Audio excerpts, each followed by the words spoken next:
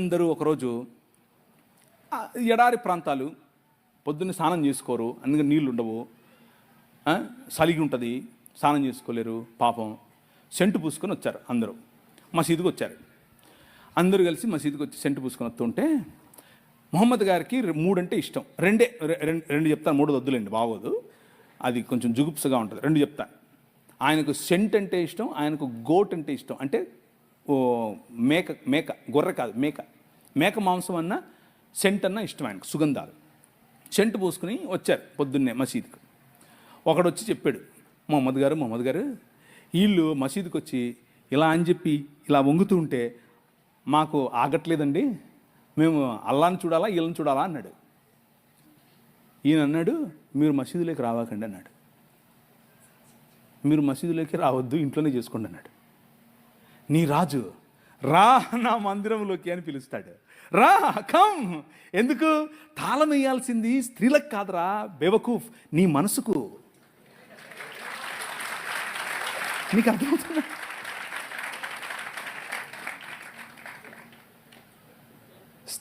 తాళం వేయాల్సింది వాళ్ళు ఏం కట్టుకోవాలి, ఏం తినాలి, ఎలా బతకాలి. నువ్వెవడు రా నువ్వు చెప్పడానికి? ఎవడు నువ్వు? నీ మైండ్కు లాక్ చేసుకో, నీ మైండ్ లాక్ చేసుకో. వాళ్ళకు కాదు, మీ పిల్లలకు, ముఖ్యంగా మీరేమ్మా మీ కొడుకులకు నేర్పండి.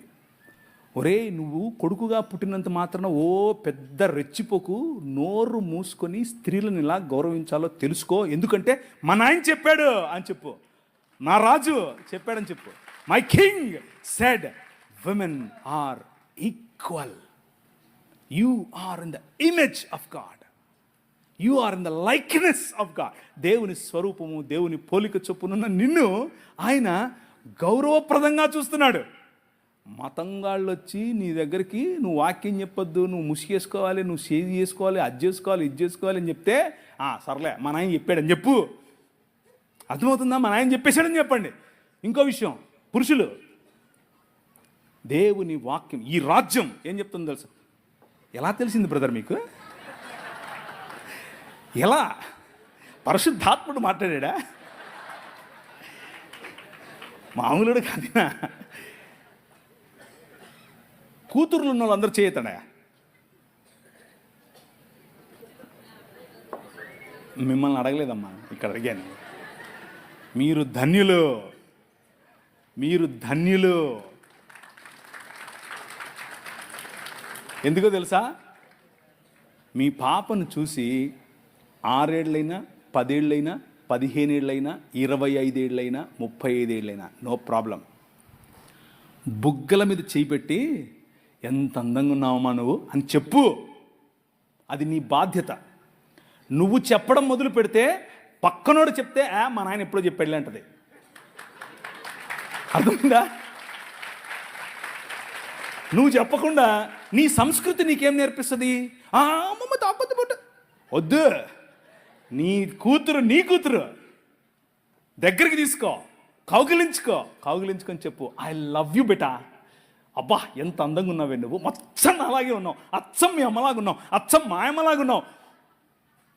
వాళ్ళకి ఎంత అందం తెలుసా? అది ఎంత సంతోషపడతారో తెలుసా? నువ్వు చెప్పక పక్కనోడు చెప్పితే జంపు జిలాని. ఎందుకు నువ్వు చెప్పలేదు?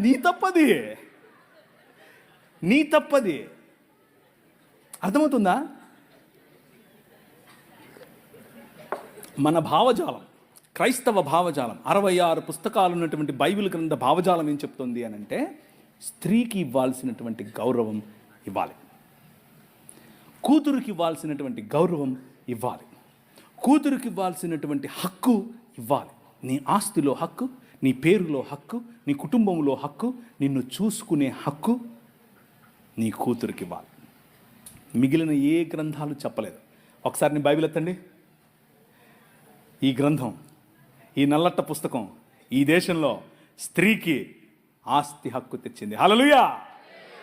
ఈ గ్రంథం, ఈ పుస్తకం ఈ దేశంలో స్త్రీకి చదువుకునే హక్కునిచ్చింది, స్త్రీకి నాయకత్వపు హక్కు ఇచ్చింది. ఇందిరాగాంధీ వచ్చి ప్రైమ్ మినిస్టర్ అయ్యింది అని అంటే కారణం ఏంటనుకుంటున్నారు? సనాతనం కాదు కాదు కాదు కాదు కాదు నౌజు బిల్లాహి షైతాని కాదు కాదు కాదు కాదు, బైబిల్ గ్రంథం. అర్థమవుతుందా? That is your king. అది నీ రాజు. నీ రాజు. నిన్న మన పిల్లలు ఏది వరంగల్ నుంచి వచ్చిన పిల్లలు నిలబడండి. మీరు అడిగారు కదా, వీళ్ళందరికీ చప్పట్లు కొట్టండి. మా పిల్లలే ఇల్లు కూర్చోండి.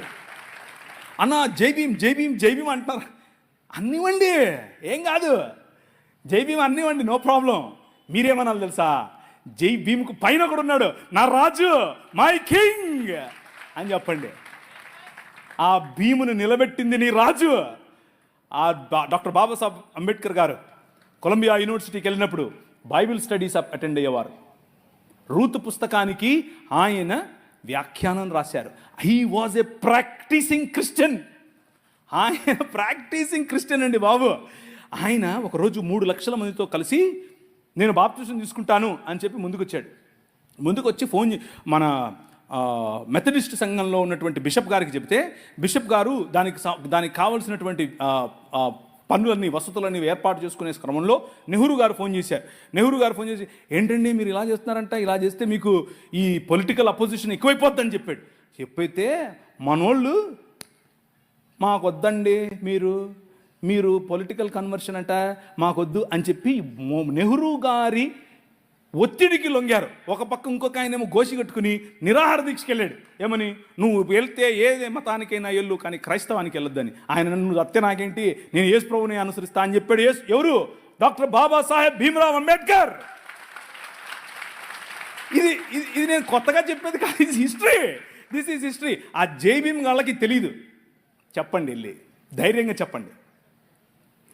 ఆయన మనము కాదంటే, మనము చీత్కరిస్తే మేము మిమ్మల్ని ఆహ్వానించము అని చెబితే ఆయన అన్నాడు, నువ్వు ఓడరా నన్ను ఆహ్వానించేదే, నేనే కొత్త మతం పెడతానని చెప్పి బౌద్ధంలోకి వెళ్ళి బౌద్ధంలో కొత్త మతం స్థాపించాడు. ఆ మతం ఏంటనుకుంటున్నారు? క్రైస్తవమే. బౌద్ధంలో కులం ఉంటుంది. బౌద్ధంలో అనేక రకాలైనటువంటి, ఇప్పుడు వజ్రయాన తీసుకోండి, మహాయాన తీసుకోండి, హీనయాన, అన్ని యానాల్లో కూడా వేరు మత సంబంధమైనటువంటి పనులు ఉంటాయి.